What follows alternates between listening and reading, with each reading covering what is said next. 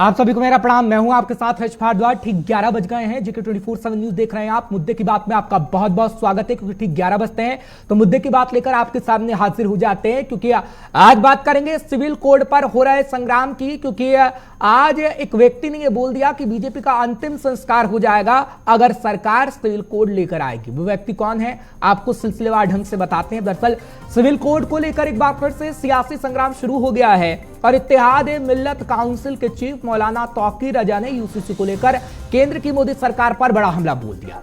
मौलाना तौकीर रजा का कहना है कि यूसीसी के जरिए सरकार 2024 का लोकसभा चुनाव जीतना चाहती है और मुसलमानों को परेशान करना चाहती है। मोदी मुसलमानों से इसलिए नफरत करते हैं क्योंकि वो बहुत बड़े हिंदू हैं। मौलाना यही नहीं रुके, बल्कि सख्त लहजे में उन्होंने मोदी सरकार को चेतावनी दे डाली कि अगर सिविल कोड लागू होता है तो सरकार का अंतिम संस्कार हो जाएगा।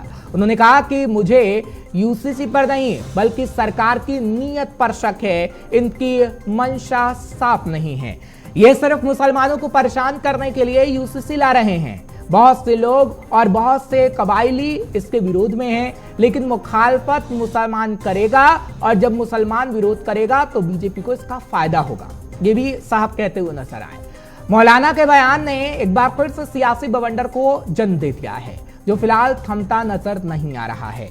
उन्हीं के बयान से शुरुआत करते हैं, उसके बाद खास मेहमान होंगे, कुछ सवाल हम उठाएंगे, आपको यह भी बताएंगे कि आखिर यूसीसी क्या है। लेकिन बड़ी खबर आपको बता रहे हैं, क्योंकि सिविल कोड पर इस वक्त सियासी संग्राम देखने को मिल रहा है और यूसीसी को लेकर मौलाना तौकीर रजा ने केंद्र सरकार पर हमला बोला है। आपको जानकारी इस वक्त की बड़ी दे रहे हैं कि इनके कांग्रेस से भी ताल्लुकात हैं और यूसीसी के जरिए 2024 चुनाव जीतना चाहती है मोदी सरकार। ये बात कही गई है मौलाना तौकीर रजा की तरफ से कि यूसीसी पर नहीं बल्कि सरकार की नीयत पर हम शक पैदा कर रहे हैं, क्योंकि सरकार की नीयत सिर्फ और सिर्फ मुसलमानों को डराने की है, मुसलमानों को देश से निकालने की है। क्योंकि तौकीर रजा विवादित बयानों के लिए जाने जाते हैं और तौकीर रजा का बयान कई बार सामने ऐसे आ चुका है। लेकिन तौकीर रजा की तरफ से क्या कुछ कहा गया है, आप उनकी जुबानी सुनिए। मेरा मानना यह है कि समान नागरिक संहिता एक खौफ का माहौल पैदा करने के लिए इस किस्म की चीज़ें चलाई जाती हैं। मैं खुली छूट देता हूँ, खुली इजाज़त देता हूँ, मैं समर्थन करूँगा, लेकिन पूरे हिंदुस्तान के बाकी तमाम जो आदिवासी हैं, बाकी और जो हिंदू हैं, हर सूबे में अलग अलग कवानीन हैं, अलग अलग तौर तरीके हैं। पहले उनकी रजामंदी ले लो, और वो सब खामोश इसलिए बैठे कि मुसलमान है विरोध करने के लिए। मैं कहता हूं मुसलमान को बिल्कुल विरोध नहीं करना चाहिए। कॉमन सिविल कोड जिस दिन आएगा उस दिन इनका अंतिम संस्कार हो जाएगा। तो सरकार का अंतिम संस्कार करने में तौकीर रजा साहब लगे हुए हैं, लेकिन ऐसा क्यों है आज हम पूछेंगे मुद्दे की बात में। लेकिन सबसे पहले आपको समझा देते हैं कि आखिर यूसीसी है क्या और सिविल कोड पर संग्राम क्यों हो रहा है। क्योंकि यूसीसी सभी धर्मों पर लागू होने के लिए एक देश एक नियम का आह्वान करता है, यानी पूरे देश के अंदर एक ही नियम होगा, धर्म के आधार पर कोई नियम नहीं होगा। संविधान के अनुच्छेद 44 के भाग 4 में यूनिफॉर्म सिविल कोड का स्पष्ट तरीके से उल्लेख दिया गया है और नागरिकों के लिए एक समान नागरिक संहिता को सुरक्षित करने की कोशिश की जा रही है और इसलिए यूसीसी लाने के लिए कहा जा रहा है। विवाह, तलाक, रखरखाव, विरासत, गोद लेना हो या फिर उत्तराधिकार जैसे क्षेत्रों को यह कवर किया गया है कि इसके लिए क्या नियम होंगे। और कोड इस बात पर आधारित है कि आधुनिक सभ्यता में धर्म कानून के बीच कोई संबंध नहीं होगा। यानी हम देखते हैं कि धर्म के आधार पर कई बातें सामने आती हैं, जैसा कि मुस्लिम कम्युनिटी में है, वो नहीं होगा और सभी संविधान के हिसाब से चलेगा, यानी एक ही कानून के हिसाब से सब कुछ चलेगा। ये बातें यूसीसी में कही गई हैं और इसी का विरोध कहीं ना कहीं करते हुए नजर आ रहे हैं तौकीर रजा, क्योंकि कांग्रेस भी इस पर कई सवाल खड़े कर चुकी है और इसलिए हमने नेताओं को भी इनवाइट किया है, मुस्लिम स्कॉलर को भी इनवाइट किया है। लेकिन जब यूसीसी पर सवाल खड़े कर रहे हैं तो कई अहम सवाल हैं जिसको हम उठाएंगे और उन सवालों को एक एक करके आपके सामने रखेंगे, क्योंकि ये सवाल पूछना बेहद जरूरी है कि आखिर क्यों सिविल कोड पर संग्राम इतना छिड़ा हुआ है। क्योंकि अभी सिविल कोड पर सिर्फ बातचीत चल रही है और सवाल यह भी पूछेंगे कि सामाजिक ढांचे के लिए क्या यूसीसी बेहद जरूरी है या नहीं। सवाल ये भी आज मुद्दे की बात में पूछेंगे कि यूसीसी चुनाव जीतने का सिर्फ हथकंडा है या कुछ और है, क्योंकि ये 2024 से पहले बातें सामने आ रही हैं। मुस्लिमों को परेशान करना चाहती है वाकई सरकार, जैसा तौकीर रजा साहब कह रहे हैं। मुद्दे की बात में ये भी सवाल पूछेंगे और यूसीसी से 2024 जीतना चाहती है सरकार क्या?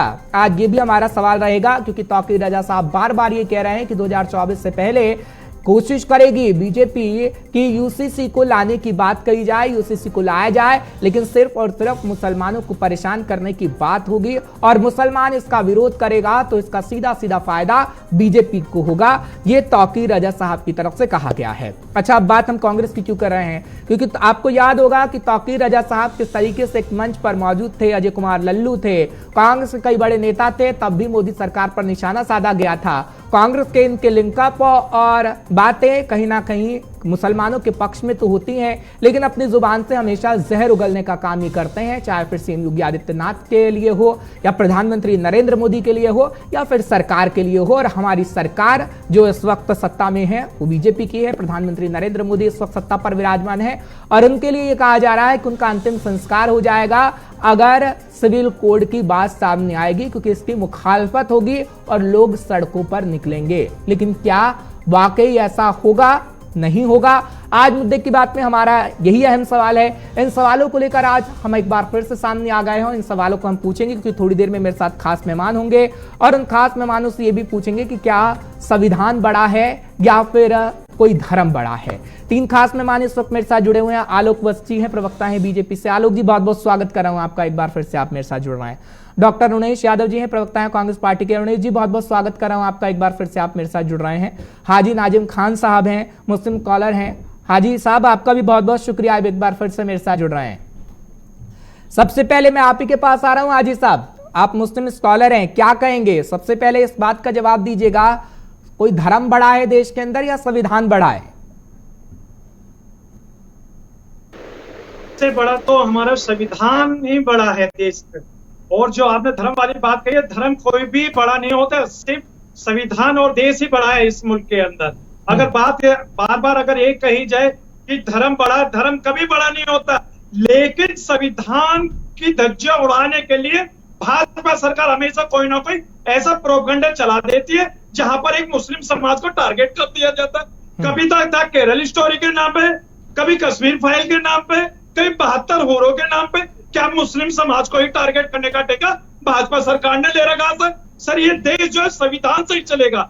मुल्क हमारा जो है हाजी साहब, अगर कोई भी कानून बनता है तो दिक्कत आपको क्यों होती है? ये भी तो सवाल है ना तो पारसी खड़ा होता है, ना कोई और धर्म का व्यक्ति खड़ा होता है। कोई भी कानून बनता है, आप सीधे खड़े हो जाते हैं, उसका विरोध करने लगते हैं। अरे समझिए तो सही वो कानून क्या है। आपको सीधा लगता है कि सरकार आपके मुखालफत है कर रही है, सरकार आपके खिलाफ है, मुसलमानों को देश से बाहर निकालना चाहती है। ऐसा क्यों भाई?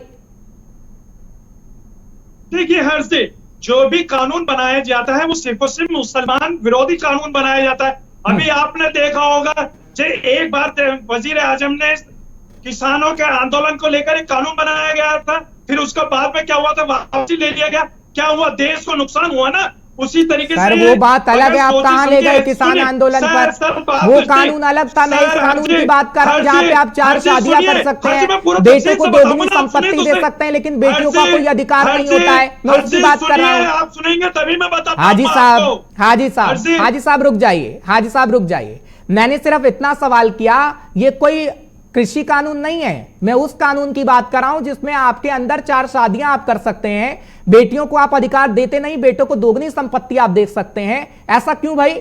अगर समान अधिकार मिल रहा है आपके घर की महिलाओं को तो उसमें तो आपको खुशी होनी चाहिए। दिक्कत क्यों है फिर सिविल कोड पर?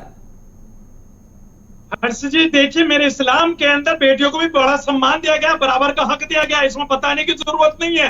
कितनी संपत्ति देते हैं आप बेटियों को? सुनिए, मैं नेताओं के पास जाऊं, पहले मेरे को क्लियर कट बताइए, संपत्ति का अधिकार बेटियों को कितना है? बराबर है या नहीं है?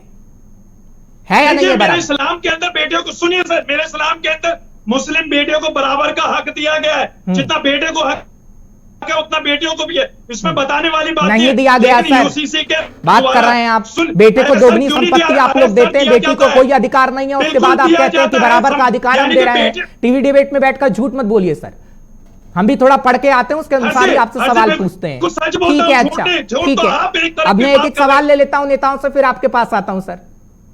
ऐसा तो कोई कंट्री है नहीं कि जहां पर सिविल कोड नहीं है। ऐसी भी कई कंट्री है, वहां पर भी लोग रह रहे हैं। इंडोनेशिया का एग्जांपल आप ले लीजिए, 80% से ज्यादा मुसलमान है ना, कोई दूसरी शादी नहीं कर सकता सर वहां पर, लेकिन आप यहां पे हो अल्लाह जरूर करेंगे। हर्ष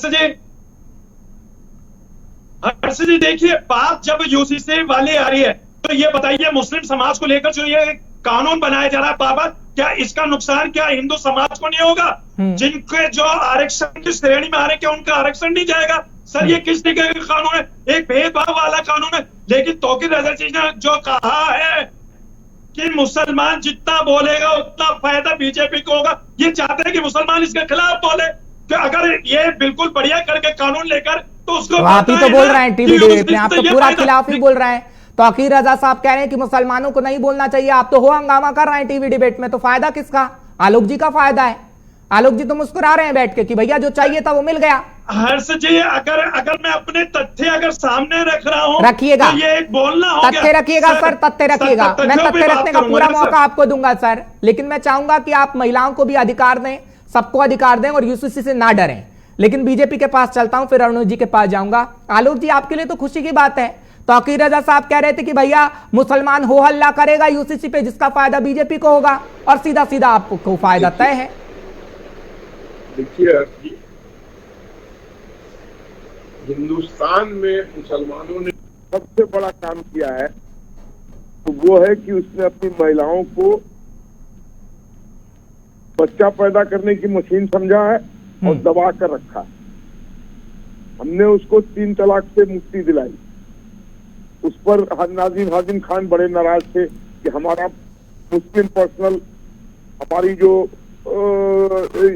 हमारी किताबों में ये नहीं लिखा है, ये अपने पर्सनल लॉ बोर्ड की बात करने लगे। आलोक जी महिलाओं का अपमान कर रहे हैं, बच्चे पैदा करने वाली मशीन बोलकर। अरे हाजी साहब, उन्होंने ये कहा है कि आप लोग समझते हैं, वो अपमान नहीं कर रहे हैं, वो एग्जाम्पल दे रहे हैं। हाजी साहब, हाजी साहब यहाँ महिलाओं का कोई अपमान नहीं कर रहा है, कोई महिलाओं का अपमान नहीं कर रहा। उनकी बात हो जाए फिर मैं आपके पास आता हूँ। जोर से बोल सकता हूँ, आप बीच में मत बोलिए। आपको जब अपनी बारी आएगी आप कहिएगा। शब्द बोलेंगे सर, आप महिलाओं को बच्चे पैदा करने वाली मशीन उन्होंने कहा आप समझते हैं, वो एग्जाम्पल दे रहे हैं, वो ये नहीं कह रहे कि महिलाएं बच्चा पैदा करने की मशीन है, ये कोई भी नहीं बोलता है सर। रुक जाइए, बात पूरे होने देते हैं। हाँ, आप 2 बच्चे पैदा करके क्यों नहीं संतुष्ट हो जाते हैं? बेलगाम बच्चे क्यों पैदा करते हैं? अब इंडोनेशिया में एक ठीक कहा हर्ष जी ने, 80% मुस्लिम है, वहाँ दूसरी शादी नहीं कर सकता है मुसलमान। यहाँ आपको क्या गुरेज है इस काम को करने के लिए? और यूनिफॉर्म सिविल कोड इस देश की सच्चाई है, इस देश की मांग है, ये हमें हर हालत में लाना होगा। इससे आपको क्यों तकलीफ है? जैन पारसी या सिख, कहाँ ये लोग हल्ला कर रहे हैं? आप ही के पेट में क्यों दर्द हो रहा है? क्योंकि आपने महिलाओं को दबा कर रखा है, कोई अधिकार नहीं दिया आपने बेटियों को बेटे के मुताबिक। आपके यहाँ कोई अधिकार नहीं है। चलिए ठीक है अरुणेश जी, अब मैं आपके पास आ रहा हूँ। ठीक है, अपनी कमेंट आपसे भी लेता हूँ। अरुणेश जी, बीजेपी ये कह रही है कि भैया ट्रिपल तलाक को लेकर हम आए कानून लेकर, महिलाएं बड़ी खुश हुई। हमने 370 को लाया, वो भी आप अड़ंगा अड़ा रहे थे कि नहीं भैया 370 नहीं हट सकता। और ट्रिपल तलाक को लेकर भी आप अड़ंगा लगा रहे थे। अब यूसीसी को लेकर भी आप अड़ंगा लगा रहे हैं, मुस्लिमों का साथ दे रहे हैं। तौकीर रजा साहब ने क्या कुछ कहा? और कम्युनिटीज है इंडिया में, उसको क्या दर्द हो रहा है? ठीक है अरुणेश जी, आप यूसीसी के साथ हैं या खिलाफ हैं? मुख्य मुद्दे क्या हैं, मुख्य समस्या कहाँ? पहले हमें इस बात को समझना होगा कि इस समय महंगाई, बेरोजगारी और भ्रष्टाचार, किसानों की समस्या, ये मुख्य समस्या है। डिबेट के लिए लेकिन उसी पर रहे, जिन मुद्दों पे भारतीय जनता पार्टी विफल है। ठीक है आलोक जी, हम यूसीसी पे ही ले रहे हैं सवाल। मेरा सवाल यूसीसी पे, अरुणेश जी यूसीसी पे ही जवाब दे रहे हैं। ठीक है, नहीं, अगर महंगाई बेरोजगारी पर डिबेट करना है तो फिर नहीं, यूसीसी पे मैंने सवाल किया है कि यूसीसी पे वो साथ हैं या खिलाफ हैं। ठीक है अरुणेश जी, यूसीसी पर ही रहिएगा। अब एक बात मुझे बताइए, आपके हिसाब से क्या मैं चलूंगा कि आप बोलेंगे साहब कि यूसीसी पे रहिएगा, या हमारे बीजेपी के साथ ही बोलेंगे जिस पे रहिएगा? नहीं सर, आपको स्वतंत्रता है, आप लोकतंत्र में आप कुछ भी बोल सकते हैं। मेरे को कोई आपके विचार से असहमति नहीं है, लेकिन मुद्दे पर रहेंगे तो बेहतर रहेगा। बीच में इंटरप्ट मत कीजिए प्लीज। नहीं, मैं सिर्फ आपको बता रहा हूँ, मैं बीच में इंटरप्ट नहीं कर रहा हूँ, मैं सिर्फ आपको बता रहा हूँ कि आप मुद्दे पर रहेंगे तो बेहतर रहेगा। मैं बोल रहा हूं, अगर आपको मेरी बात सुननी है ठीक है, नहीं तो मैं डिबेट छोड़ दूंगा, क्योंकि सर, मैं वो आपकी बराबर मर्जी देख रहा है, था। लेकिन मैं पूरा मंच देता हूं सभी को। किस तरीके से जो है आप पक्षपात करते हैं, मैं हर बार देखता हूं, इसलिए मैं कह सर रहा हूं, आप जब मैं आते ही ये रहा बात हूं तो बोल मुझे देते हैं बोलने ना। दीजिए। मैंने आपसे पूछा, मैं तो आलोक जी को चुप करा रहा था, मैं आलोक जी को चुप करा रहा हूं, आप कहते हैं कि आपको चुप करा रहे हैं हम। आलोक जी बीच में बोल रहे थे, आलोक जी को मैंने कहा कि वो उसी पर जवाब देंगे। आप समझिए तो सही। आप कैसे तय करेंगे कि मैं किस मुद्दे पे जवाब मैंने नहीं दूंगा? कहा, ये मैंने तय करने सिर्फ वाले इतना आप कहा कौन कि होते मेरे हैं? मुद्दे की बात देश में यूसीसी पर है। संविधान है, देश में लोकतंत्र है। आप और बीजेपी के साथ ही बैठ के तय करेंगे कि आप मुझसे किस सवाल का जवाब आप लेंगे। क्या तय करेंगे, मुझे बताएंगे? जनता के सवालों का, जनता के मुद्दों को रखने का काम किसका है? बीजेपी का काम है या विपक्ष का काम है?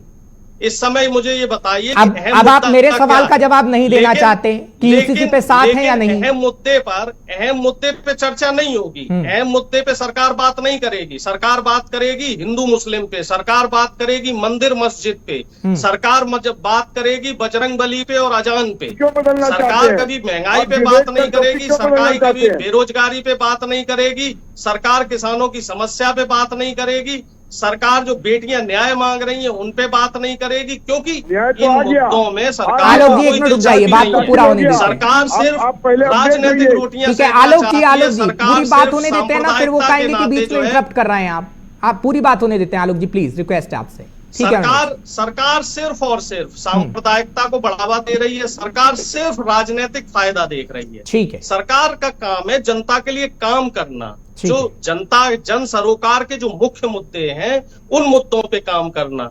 यूनिफॉर्म सिविल कोड है, लाना चाहिए, लाइए, लेकिन उस पे पहले संसद में चर्चा होनी चाहिए, पक्ष विपक्ष की बात सुनी जानी चाहिए, चाहे वो मुस्लिम धर्मगुरु हो उनको बुलाना चाहिए, हिंदू धर्मगुरुओं को बुलाना चाहिए, जैन धर्मगुरुओं को बुलाना चाहिए, सभी धर्म के लोग वहां बैठें, चर्चा हो और फिर जो आम सहमति से एक रास्ता निकले वो रास्ता निकलना चाहिए। इस तरीके से नहीं कि जैसे आपने पुराने कई नियम कानून निकाले, फतवे की तरह निकाल दिए, फिर उनमें से चलिए ठीक है, मैंने आप बीच में नहीं टोका, करना पड़ा। ठीक है, और मैंने आप बीच में नहीं टोका, मेरा भी सवाल सुनिएगा। आप ये कह रहे हैं कि सरकार इन मुद्दों पर बातचीत करे, मैं गुरेज नहीं कर रहा हूं, आप विपक्षी पार्टियां, आपका बोलना ठीक अपनी जगह हो सकता है, लेकिन क्या कांग्रेस भी यही कर रही है? कांग्रेस तो ओबीसी सम्मेलन कर रही है, कह रही है कि भैया नहीं, ओबीसी सभी अगड़ी पिछड़ी जातियों को जोड़िए, उसके बाद जीतने का काम करिए। आप भी तो बात नहीं कर रहे हैं ना सर, तभी तो मैं दोनों पार्टियों से सवाल कर रहा हूं, मैं सिर्फ एक पार्टी से सवाल नहीं कर रहा। आप भी कर रहे हैं ओबीसी सम्मेलन। रुकिए हर्ष जी, आपकी बात खत्म हो गई है तो मैं बताऊं, देखिए अधूरा ज्ञान जो है वो खतरनाक होता है। कांग्रेस ओबीसी की बात नहीं कर रही, कांग्रेस बात कर रही है जातिगत जनगणना की, कि हमारे देश में जातिगत जनगणना होनी चाहिए। कम से कम ये पता लगना चाहिए कि इतने साल हो गए आरक्षण लागू हुए, किन लोगों को उस आरक्षण का लाभ मिला है और किसको आरक्षण का लाभ नहीं मिला है। ठीक है, कांग्रेस ये चाह रही है कि हर आखिरी व्यक्ति को जो दलित शोषित वंचित है उसको उसका लाभ मिले, उसको हमारे देश के संविधान के तहत बराबरी का हक मिले। ठीक है, लेकिन अरुणेश जी आपने सही कहा, अधूरा ज्ञान नहीं होना चाहिए, थोड़ा सा अपडेट कीजिए। नहीं अरुणेश जी, आप मेरे से उस पे चर्चा कर सकते हैं। अब मेरी भी सुनिए, आपने ये कहा था अधूरा ज्ञान नहीं होना चाहिए, मैं भी आपको बता देता हूं, 2012 का समय था, अंबिका सोनी की तरफ से बकायदा प्रेस कॉन्फ्रेंस की गई थी कि भैया जातीय जनगणना हम करवा चुके हैं, थोड़ी देर में रिपोर्ट आएगी। रिपोर्ट नहीं आई, कांग्रेस के समय में ही जातीय जनगणना करवाई गई थी। रुकिएगा ना सर, सुन तो लीजिए, ताब के रखिए, बीजेपी उस रिपोर्ट को क्यों उजागर नहीं करती है? 2014 में बीजेपी की सरकार आ गई, सरकार कांग्रेस की थी, जब आपने रिपोर्ट उजागर नहीं की तो आप बीजेपी से कैसे कह सकते हैं कि अब सरकार उस रिपोर्ट को उजागर करे? भाई ये बताइए, सत्ता में तो आप बीजेपी से सवाल नहीं करेंगे? नहीं, मैं बीजेपी से सवाल करूंगा, लेकिन आपसे भी तो सवाल बनता है ना, आपने जातिगत जनगणना कराई थी अरुणेश जी, आपने कराई थी या नहीं? 2012 में जातिगत जनगणना कराई, डाटा कंपाइल होने में समय लगता है, 2014 में माननीय मोदी जी को उस रिपोर्ट को उजागर करना चाहिए था। ठीक है, 2014 से पहले माननीय मोदी जी तमाम उस कमेटी के अध्यक्ष बने थे जिस कमेटी ने एमएसपी के लिए बात करी थी सरकार से। ठीक है, अब प्रधानमंत्री जी एमएसपी पे चर्चा क्यों नहीं करते? क्योंकि उस एमएसपी ज्ञान में और दे दूं, कमेटी थी, क्योंकि अधूरा ज्ञान बेकार होता है। एक ज्ञान में और दे दूं, अधूरा ज्ञान बेकार होता है हमारे देश के अंदर। ये बात आप पे लागू होती है, रुक तो जाइए सर, आप पे भी लागू होगी, जातिगत जनगणना मेरे पे लागू नहीं होगी। मैं तो कह रहा हूँ कांग्रेस ने जातिगत जनगणना करवाई, उसकी रिपोर्ट नहीं आई, वो तो आप पे लागू होती है, आपने अधूरा ज्ञान दिया। ओबीसी ओबीसी आप चिल्ला रहे हैं, आप सम्मेलन कर रहे हैं, लेकिन आप लोगों को नहीं बता रहे हैं कि हमने जातिगत जनगणना कराई और उसकी रिपोर्ट नहीं आई होती है। जब 2014 में सुन लीजिए, थोड़ा और ज्ञान बढ़ा लीजिए, अधूरा ज्ञान बेकार होता है। बढ़ाइए हर जी, ठीक है, मैं थोड़ा और दे देता हूँ ना, अधूरा ज्ञान खराब होता है, आप ही ने कहा है। हर जी बात कीजिए। कर्नाटक के अंदर भी हुआ जातिगत जनगणना, रुक जाइए सर, बात कीजिए। कर्नाटक के अंदर भी जातिगत जनगणना हुई, कोई रिपोर्ट नहीं आई, रिपोर्ट आई नहीं है सर। देश के अंदर आपकी इतनी सालों तक सरकारें रही, आपने जातिगत जनगणना कराई, उसकी रिपोर्ट ही नहीं आई। मैं तो मोदी सरकार से कहता हूं कि रिपोर्ट जारी कर दे, जो कांग्रेस की तरफ से कराई गई थी जातिगत जनगणना, लेकिन आपने तो नहीं की ना।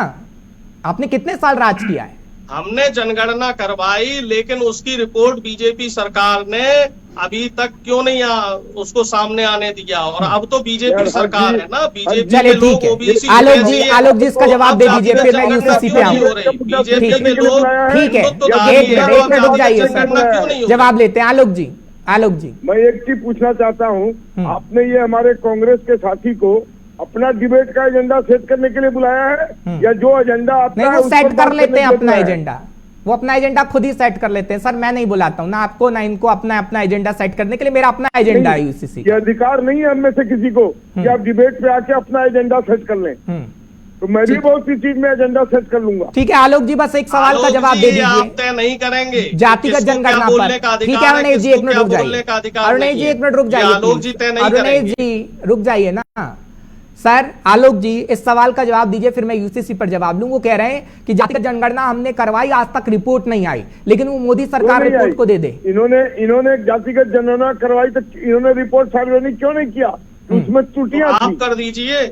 2014 में आपकी सरकार बन गई थी, आप रिपोर्ट उजागर कर दीजिए। अब तो 10 साल होने को आए हैं। जब खुद की नियत में खोट हो तो दूसरे की नियत पर सवाल नहीं किया करते हैं सर, इस बात को आपको भी पता होगा। फिर आप कहते हैं अधूरा ज्ञान आपको है, अधूरा ज्ञान आपको है। हाजी साहब मैं आपके पास आ रहा हूं। हाजी साहब आप ये कह रहे हैं कि भैया यूसीसी से हमें दिक्कत है, ठीक है, आपका अधिकार, आपके कह रहे हैं कि हमारे अधिकार सुरक्षित रहें, लेकिन सरकार ये कह रहे हैं आपके अधिकार भी सुरक्षित रहेंगे। अगर महिलाओं को सम्मान की बात कही जा रही है, महिलाओं को अधिकार की बात कही जा रही है, तो उसमें दिक्कत क्या है? और यूसीसी आने तो दीजिए।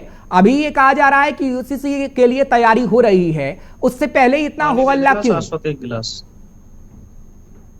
देखिए हर्ष जी, बार बार ये बात आ रही है कि महिलाओं के सम्मान की बात आ रही है, उनके अधिकार की बात आ रही है। मैं आपसे पूछना चाहता हूँ, मेरे से क्वेश्चन करा गया कि मुसलमान अपने बेटियों को अपना हिस्सेदारी देता है या नहीं।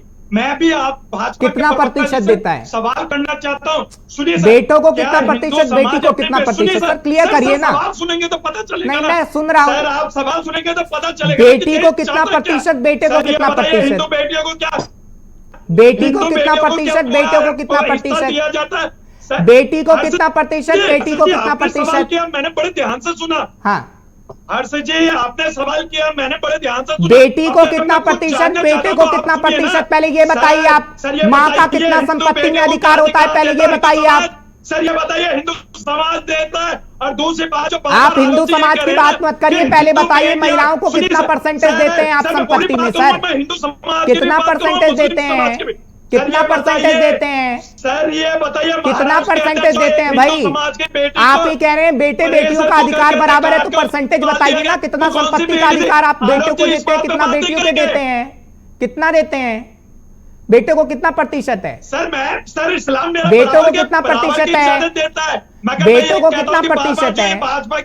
भाजपा वाले जो बार बार कहते हैं कि बेटियों के बारे में ये बताइए, जो महाराष्ट्र के अंदर एक बेटी के टुकड़े कर करके प्रेशर कुकर में, फिर आप टुकड़ों पे आ गए हैं। मैं आपको कहता हूँ संपत्ति का अधिकार बराबर है क्या बेटों और बेटियों का? सर बिल्कुल सुनेंगे, बेटियों और बेटियों का संपत्ति का अधिकार बराबर है या नहीं? हाजी साहब, हाजी साहब, हाजी साहब, सिर्फ चिल्लाने से नहीं होगा। आपको इसलिए तो दर्द हो रहा है कि आपकी महिलाओं को अधिकार मिल जाएगा, इसलिए आपको दर्द हो रहा है इस वक्त, नहीं तो आप बताना ही नहीं चाहते।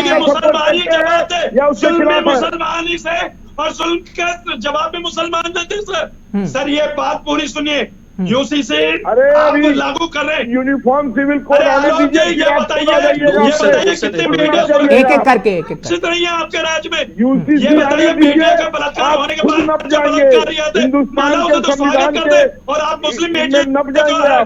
हक हकूक आलोक जी 1 मिनट रुक जाइए, आलोक जी 1 मिनट रुक जाइए, मैं क्लियर कर देता हूं थोड़ा सा, शायद सर ये दोगली ठीक बात है, है ना ठीक होनी है। चाहिए। हाजी साहब 1 मिनट, हाजी साहब 1 मिनट, आपने ये कहा कि हम महिलाओं और पुरुषों को बराबर अधिकार देते हैं, कहा या नहीं कहा? मैं सीधा सीधा सवाल पूछूंगा, कहा ना? जी बिल्कुल ठीक बिल्कुल है। कहा मैंने। अब मेरे को बताइए, 1 मिनट रुक जाइए, हाजी साहब साहब सुन तो लीजिए, क्लियरिफाई हो जाए ना, चिल्लाने से ना आपको समझ में आएगा, ना मुझे ना मेरे दर्शकों को। अब आप ये बताइए कि कुरान के हिसाब से, आपके धर्म के हिसाब से महिलाओं को कितनी संपत्ति का अधिकार है और बेटों को कितनी संपत्ति का अधिकार है? मुझे इतना बता दीजिए, परसेंटेज में कितना है? बराबर देते हैं आप? मैं अपने इस्लाम के सुनिए, आप सुनेंगे बताऊंगा ना सर। हाँ। सर मेरे इस्लाम के अंदर बेटियों को बराबर का सम्मान दिया गया है।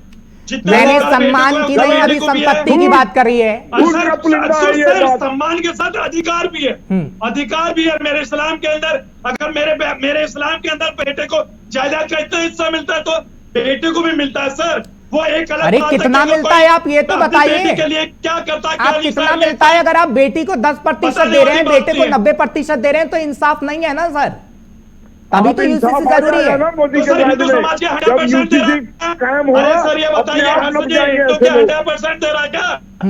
अरे भैया ये बताइए 50% पुरुषों को दीजिए, 50 महिलाओं को दीजिए सर, बराबर हिस्सा करिए, बराबर हिस्सा करिए।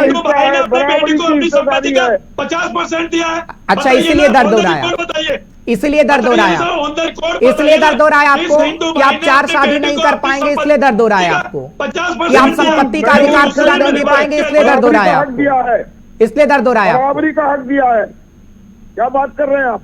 आलोक जी कहाँ झूठ बोल रहे हैं सर? ये बताइए, ये मुद्दे हैं सर, 3 तलाक वाली बात आप बार-बार करने बताइए। महिलाओं को इसमें कहा महिलाओं को फायदा मिला? जितने पहले थे उससे ज्यादा केस तो अब हो रहे हैं। ये बताइए कौन सा महिलाओं को आपने सुरक्षा या कौन से कानून में आप बार-बार बात कर रहे हैं कि 3 तलाक वाले आलोक जी ये महिलाओं को जितना तलाक पहले मिल रहा था उससे ज्यादा तो अब हो रहा है। अब उनको ये इस तरह की बात नहीं करें। आपने महिलाओं की सुरक्षा के लिए क्या ठीक है? 1 मिनट हाजी साहब, फिर मैं अरुण जी के पास जाऊंगा। 1 मिनट आलोक जी, हाजी साहब सुन तो लीजिए सर, सुन लीजिए, बैक टू बैक बोलने से कुछ नहीं होगा, आपका गला और फूट जाएगा, गर्मी का दिन है, फिर पानी की जरूरत आपको पड़ेगी। हाजी साहब सुन लीजिए ना, सुन लीजिए सर, मैं पॉइंट टू पॉइंट सवाल पूछूंगा। 1 मिनट आलोक जी रुक जाइए प्लीज, आलोक जी 1 मिनट रुक जाइए, मैं सवाल ले रहा हूं। आपने मुझे ये कहा, मैंने आपसे क्लियर सवाल पूछा कि भैया कितना परसेंटेज है संपत्ति का अधिकार, आप बोले नहीं दिया जाता है, लेकिन आपने ये नहीं बताया कि 10% और 90% में कितना फर्क है। पहली बात तो ये हो गई। दूसरी बात, 1 मिनट आलोक जी रुक जाइए प्लीज, मेरी रिक्वेस्ट है आपसे, फिर मैं अरुण जी के पास भी आऊंगा, आप दोनों को भी वक्त दूंगा बराबर का।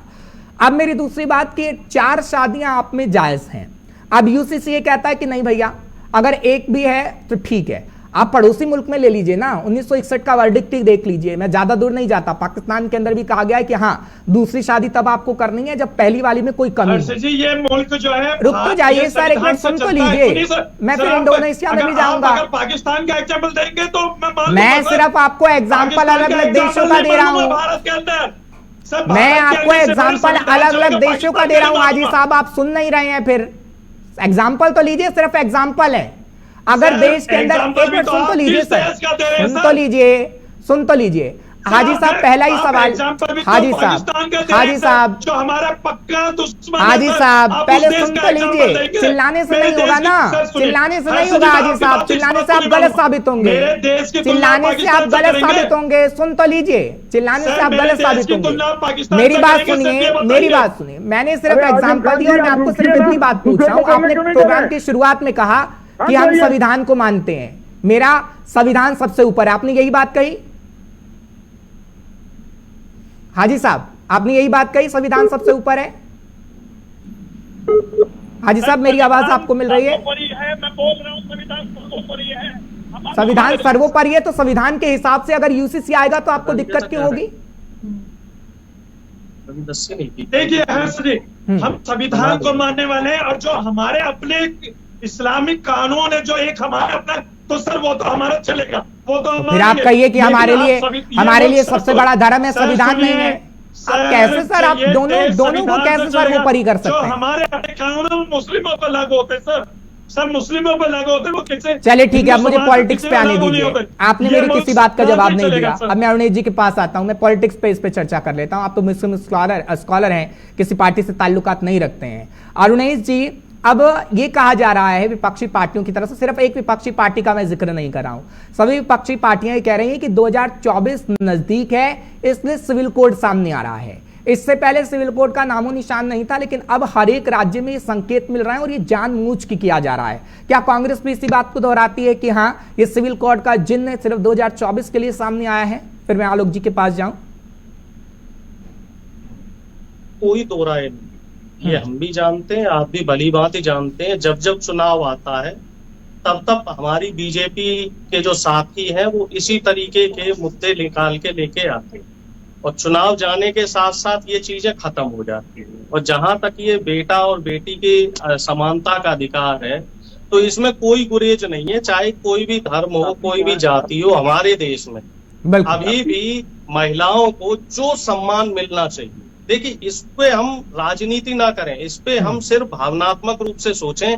क्या हमारी बहन बेटियों को, चाहे वो किसी भी जाति धर्म की हो, मैं इस समय राजनीति से हटके बात करना चाह रहा हूँ, ठीक है, क्या हम लोग उतनी बराबरी का अधिकार अपनी बहन बेटियों को दे पा रहे हैं?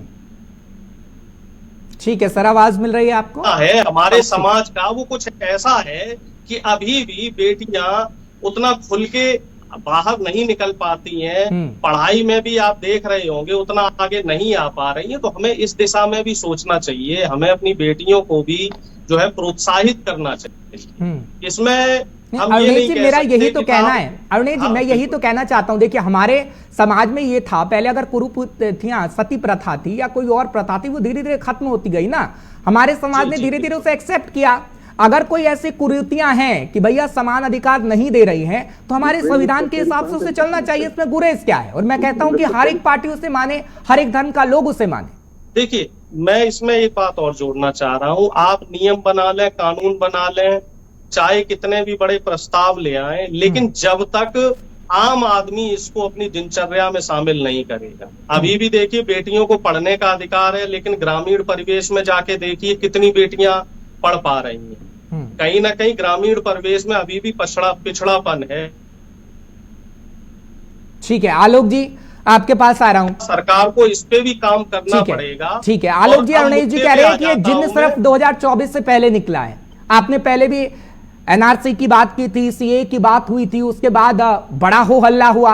हालांकि मुस्लिम संगठन ने कहा कि देश से बाहर हमें निकाल दिया जाएगा, लेकिन अभी हम देख रहे हैं कि उस पर धीरे धीरे ही काम हो रहा है। और बात अगर इसकी करें यूसीसी की, तो अभी 2024 से पहले ही हो हल्ला हो रहा है ताकि आपको फायदा हो पाए, और आप फायदा लेने के लिए ही सिर्फ ये निकाल रहे हैं। आलोक जी देखिए, यूसीसी की मांग हम बहुत पहले से करते आ रहे हैं। हमने 370 की भी बात की थी, हम समान आचार संहिता की भी बात कर रहे हैं, एनआरसी की भी बात कर रहे हैं। और ये सब इस देश की प्रेजेंट सिनेरियो के हिसाब से बहुत ही जरूरी है। ये जिस तरीके से लॉपसाइडेड, एक तरफा चीजें हो रही हैं, उस पर अंकुश लगाना नितांत आवश्यक है, नहीं तो देश डूब जाएगा। जिस तरीके की ये लॉपसाइडेड प्रगति हो रही है, 14 करोड़ से 30 करोड़ पे पहुंच गए मुसलमान। तो कब ला रहे हैं यूसीसी? 2024 से पहले या 2024 के बाद? 2024 के पहले। ठीक है, 2024 से पहले आप यूसीसी लाएंगे? यस, और इसको हम कठोरता से लागू करेंगे। ठीक है, संविधान के अंदर धर्म आलोक जी, यानी कि कानून भी कठोरता से लागू करने वाली बात कर रहे हैं आप? क्या हर्ष जी क्या कह रहे हैं कि कठोरता से लागू करेंगे? नहीं, वो कह रहे हैं यूसीसी कानून देश की संसद के अंदर आएगा, यूसीसी पहले संसद के अंदर आएगा, बहस होगी फिर लागू किया जाएगा। किस तरीके की बात कर रहे हैं? हाजी साहब, उन्होंने कहा कानून आएगा, उसके बाद बहस होगी फिर चर्चा होगा। हाँ आलोक जी, आपने यही कहा, भी सख्ती से लागू होगा। हाँ, ये सिर्फ आपको नहीं होगा। आपने हिंदू नाम लिया है ना सर, आपने पहले हिंदू नाम नहीं लिया। आप आलोक जी अपनी बातों में तो रहा करें सर। मैंने मुसलमान शब्द का भी प्रयोग नहीं किया, मैंने कहा सबके ऊपर सख्ती से लागू होगा। आप बात को घुमाइए मत। ठीक है अरे नहीं सर, हाजी साहब, अगर आपने सबके ऊपर आप लागू होता है तो दोबारा दिक्कत क्या है? सुना ये आपने सही भी क्या तो कहा? बात है। एक मिनट हाजी साहब, अगर सबके ऊपर ये लागू होता है तो दिक्कत क्या है सर? आपको क्या दिक्कत है? 4 शादियां आप अगर नहीं कर पाएंगे तो क्या दिक्कत है भाई? यही तो हर्ष जी, अब ये बताइए आज देखिए, के टाइम में कोई मुसलमान यूसीसी क्या के 4 शादी कर रहा है? के आने के ये बाद बताइए, पढ़ा लिखा मुसलमान है, पढ़ा लिखा मुसलमान है, सिर्फ एक ही तो शादी कर रहा है। दिक्कत क्या है चार शादी आपको? कौन एक कर मिनट रहा है? आलोक जी, रुक जाइए बराबर का प्लीज, अधिकार अरुण है। जी के पास भी चार जाना है शादी आप मुझे। बताइए ना भारत के ठीक है, अंदर। आप ही कह भारत रहे के अंदर कोई हैं चार हाजी शादी नहीं साहब, कर रहा। आप बात ये नहीं सिर्फ समझ एक रहे। प्रोपगंडा आप ही चलाया कह रहे जा हैं कि रहा है, आज का मुस्लिम पढ़ा समाज लिखा को बदनाम मुसलमान, करने के हाजी लिए साहब सर। सुनिए तो सही, सुनिए सही सर, आप ही कह रहे हैं पढ़ा लिखा मुसलमान एक से ज्यादा शादी नहीं कर रहा है। आपकी कितनी शादी हुई है? एक ही शादी हुई है ना? व्यक्तिगत थोड़ा सवाल है, माफी जाहिर के सी साथ बात है, पूछ मैं रहा हूं। भारतीय हूं तो मेरी एक ही शादी हुई है। हाँ, तो आपको इसमें दिक्कत मुझे क्या है बताने फिर? की जरूरत है सर। आप ही कह रहे हैं पढ़ा लिखा मुसलमान इतनी शादी नहीं करता, तो दिक्कत क्या है फिर? होने दीजिए ना, यूसीसी होने दीजिए। जब आपको एक से ज्यादा शादी नहीं करनी है, आप पढ़े लिखे हैं, तो आपको दिक्कत क्या है? फिर आप ये क्यों कह रहे हैं हर्ष कि जी यूसीसी लाने देखिए, में? सुनिए हर्ष जी, हाँ, ये यूसीसी से हाजी नाजिम को कोई दिक्कत नहीं है। दिक्कत उन लोगों को है जो यूसीसी के बहाने जिनके आरक्षणों का हनन होगा। अच्छा ये सिर्फ ठीक और है, सिर्फ एक अब आप सोची समझी आरक्षण बात पे आ है। गए हैं ना, सर, आप ये इस मुझसे- बात को पहले कह देते, सर- आप इस बात को पहले कह देते कि आरक्षण का डर है आपको। ठीक है, मैं अब आरक्षण पे आता हूं। सर ठीक है, मैं आता हूं नहीं, सर। आरक्षण सर, इसमें ठीक है ना, आरक्षण किसका? मैं मुस्लिम उसी डर को समाज निकाल देता हूं आरक्षण कहाँ आपका। मिलता है सर? हाँ। मुस्लिम समाज को कहाँ मिलता है आरक्षण? जिनका आरक्षण है सर, उनका छीनने की कगार पे वो दलित भाई कहाँ जाएंगे जिनका आरक्षण है सर? सर तो अगर कांग्रेस, मुद्दे पे बात सर आएगी ना, जो तो कांग्रेस मुद्दे पे बात करूंगा कांग्रेस सर। तो आपका साथ दे रही है ना फिर। मुस्लिम आरक्षण की बात कर्नाटक में हुई थी, उसके बाद तेलंगाना में हुई, लेकिन कांग्रेस ने कहा कि नहीं भैया, हम तो ऐसा नहीं करेंगे। तो आपको जोन सी पार्टी अच्छी लगती है, संविधान है ना हमारे हिसाब में, लोकतंत्र भी है ना, वोट तो देते हैं ना। जो पार्टी नहीं करती है उसका साथ मत दीजिए, जो पार्टी आपके हक में करते है उसका साथ दीजिए, साफ सीधी बात है। हर्ष जी अब ये बताइए, ये भाजपा सरकार के जब केंद्र के अंदर आई थी 2 करोड़ नौकरी देने का वादा किया था, स्मार्ट सिटी देने का वादा किया था। ठीक है, मेरी डिबेट यूसीसी पे है। अब मैं आ रहा हूं अनिल जी आपके पास पॉलिटिकल सवाल लेकर। ठीक है, सरकार से ठीक है हाजी साहब, हाजी साहब आपको यूसीसी से कोई दिक्कत नहीं है, आपने क्लेरिफाई कर दिया, आपको आरक्षण से दिक्कत है। ठीक है, अब मैं आ रहा हूं आपके पास, थोड़ी देर रुक जाइए। अवनीश जी मैं आपके पास आ रहा हूं। सर मैं किसी भी बीजेपी नेता से सवाल पूछता हूं, चाहे वो मुस्लिम आरक्षण को लेकर हो या यूसीसी को लेकर हो, वो बोलते हैं कि भैया कांग्रेस ने मुस्लिमों का भला कभी नहीं चाहा, हमने तो ट्रिपल तलाक को लेकर मुस्लिमों का भला चाहा, यूसीसी को लेकर मुस्लिमों का भला हम चाहते हैं। राजीव गांधी जी का तो समय ऐसा था कि शाहबानो केस में भत्ता ही उन्होंने हटा दिया था। बार बार बड़ा से बड़ा नेता, कोई भी नेता सर इसी बात को ले आता है कि शाहबानो का कैसे भत्ता हटा दिया गया था राजीव गांधी की तरफ से। तब से अब तक हमने देखा है कि मुसलमान के नाम पर सिर्फ कांग्रेस राजनीति करती है। हम तो भला करने का काम कर रहे हैं, महिलाओं को सम्मान दे रहे हैं, हक दे रहे हैं, तो उसमें कांग्रेस को क्या दिक्कत है? अरुणेश जी बिल्कुल, बहुत बढ़िया बात कही है। उनको भी सम्मान देने में लगे हुए। किसानों को कानून नहीं चाहिए थे, वो कानून बीजेपी देने में लगी हुई थी। अब दूसरी बात ये देखिए कि इस समय मुख्य मुद्दा होना चाहिए शिक्षा का। सम शिक्षा पे बात कीजिए ना, शिक्षा इस समय ज्यादा जरूरी है। आप कितने भी कानून लगा लीजिए, लेकिन अगर हमारे समाज के लोगों के अंदर जागरूकता नहीं है तो वो कानूनों का पालन ही नहीं करेंगे। आप चाहे 2 चाइल्ड पॉलिसी को लगा लीजिए, जिसको हम लोग लाए थे, कांग्रेस 70 के दशक में लाई थी उसको, और उस समय बीजेपी के लोग ही उसका विरोध कर रहे थे। सबसे जरूरी चीज है शिक्षा और जागरूकता। तो जब तक समाज शिक्षित नहीं होगा, जब तक समाज जागरूक नहीं होगा, ठीक है, किसी भी व्यक्ति को कोई फायदा नहीं मिलने वाला है। सबसे अहम चीज है जनता के बीच में जागरूकता लाना, और इस बात पे बीजेपी को जो है ध्यान देना चाहिए, लेकिन बीजेपी ध्यान नहीं देगी। बीजेपी सिर्फ चुनावी फायदे के लिए इस तरह के एजेंडे चला रही। ठीक है अरुणेश जी, आपको कोई बार बार कॉल कर रहा है सर, लेकिन एक एग्जाम्पल दे दूं सर आपको। आपने कहा कि अच्छी बात है, अधिकार होना चाहिए, एजुकेशन भी होनी चाहिए। मैं इस बात की भी दाद देता हूं कि राजस्थान में आपकी सरकार है, आपने एजुकेशन देने का भी काम किया, लेकिन उस एजुकेशन के लिए जब राजस्थान के सीएम से कोई बोलने जाता है तो उसका मुंह दबा दिया जाता है सर। वो तस्वीरें तो आपने देखी होंगी, राजस्थान सरकार में सीएम साहब माइक फेंक देते हैं कि माइक नहीं चल रहा, लेकिन लड़की बोल देती है कि भैया मेरी बीएड का रिजल्ट आ गया है और मैं नौकरी के लिए आपसे पूछ रही हूं, तो उसका पुलिस वाले मुंह दबा देते हैं कि भैया आप सीएम के पास कैसे जा रहे हो। ये भी तो एक अहम सवाल है ना। राजस्थान में आपकी सरकार है अरुणेश जी, वो तस्वीरें मैंने देखी है, बस तस्वीरों के आधार पे सवाल पूछ रहा हूं।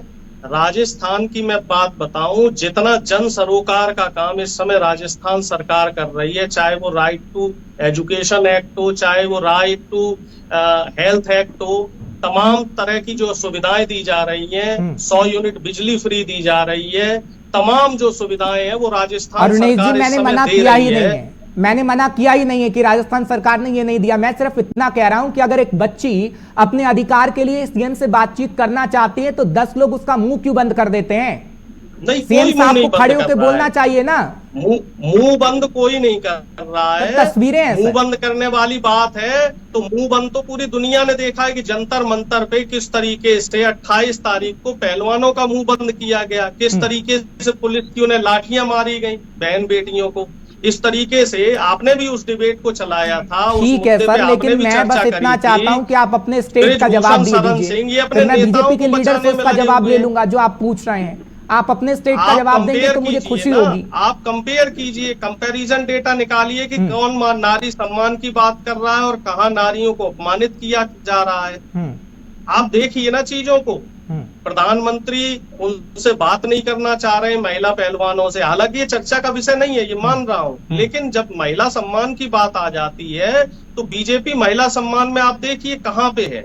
हर जगह जो महिला के साथ दुराचार की घटनाएं हो रही हैं, अत्याचार की घटनाएं हो रही हैं, अगर मैं इससे हटके अपने डिबेट पे आऊं, ठीक है अरुणेश जी, अगर मैं इससे हटके अपने डिबेट पे आऊं, यूसीसी जो बिल लाकर बीजेपी ये कह रही है कि हम महिलाओं को सम्मान देने की बात करेंगे, भैया उसके अधिकार को हम संरक्षित करेंगे, उस पर तो आप सहमत होंगे? ठीक है, संसद में आएगा। देखिए, मैं इस समय कह रहा हूं कि जो और अहम मुद्दे हैं उन पे काम करने की जरूरत है। 10 साल होने जा रहे हैं मोदी जी को, रोजगार की दिशा में पहले काम करें, भ्रष्टाचार की दिशा में पहले काम करें, किसानों की समस्या में पहले काम करें। आप हाजी साहब के साथ हैं कि यूसीसी जो मुद्दा लेके आए हैं, ये मुद्दा सिर्फ और सिर्फ चुनावी फायदे के लिए लेके आए हैं, क्योंकि 2-3 महीने बाद अभी 5 राज्यों के चुनाव होने वाले हैं। सिर्फ चुनाव आलोक जी, वो हाजी साहब के साथ हैं, वो कह रहे हैं कि यूसीसी पे बात नहीं होनी चाहिए।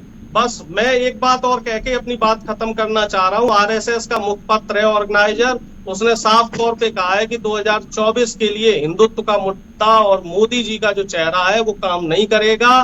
आपको जो है सभी धर्मों को साथ लेके चलना होगा, आपको जो समाज में नफरत फैल रही है उस पे ध्यान देना होगा।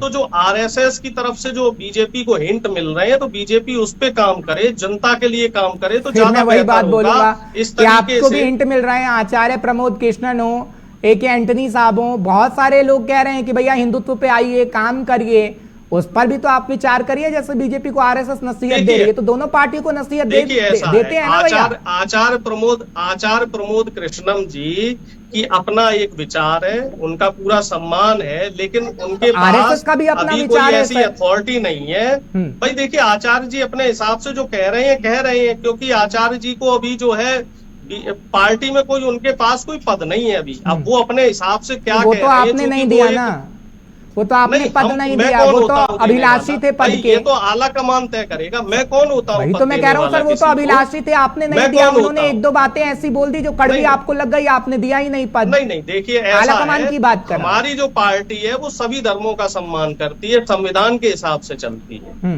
हमारी पार्टी में कभी आप कट्टरता की बात जो है हम लोग उसको कभी भी बढ़ावा नहीं देते हैं, इस तरह। लेकिन अब सलमान खुर्शीद साहब को आप साइड करते जा रहे हैं सर, वो तस्वीरें भी आ रही हैं। सलमान खुर्शीद साहब अब मंच पे कम नजर आते हैं। एक हर नेता का एक दौर होता है। सलमान खुर्शीद साहब सीनियर नेता हैं, अब नए लोगों को मौका दिया जाएगा। 50% रायपुर का जो शिविर हुआ है उसमें बोल दिया है कि 50% जो युवा चेहरे हैं उनको मौका दिया जाएगा, और जो शीर्ष नेता हैं, जो चलिए ठीक है आलोक जी, जल्दी से, मेरा समय बहुत कम है मेरे पास। आलोक जी कह रहे हैं यूसीसी अभी यूसीसी पे बात ही नहीं होनी चाहिए, आपके एजेंडे में होना ही नहीं चाहिए, और इस वक्त हाजी साहब के साथ है अरुणेश जी। आलोक जी, आलोक जी मेरी आवाज मिल रही है आपको? कुछ नेटवर्क कनेक्टिविटी में प्रॉब्लम है शायद। ठीक है सर, लेकिन मैं कोशिश करूंगा कि जनता के साथ आपके नेटवर्क बहुत अच्छे तरीके से मिले। इसी उम्मीद के साथ बहुत बहुत शुक्रिया अरुणेश जी, आप मेरी डिबेट में आए। आलोक जी आपका भी बहुत बहुत शुक्रिया और हाजी साहब आपका भी बहुत बहुत शुक्रिया। फिर मुलाकात होगी, हम चर्चा जरूर करेंगे। फिलहाल सिविल कोड पर इस वक्त बहस चल रही थी, सार्थक बहस, और हम पूछ रहे थे कि वाकई 2024 से पहले ये बिल आएगा, इस पर बहस होगी, लागू हो जाएगा या फिर एजेंडा बनकर रह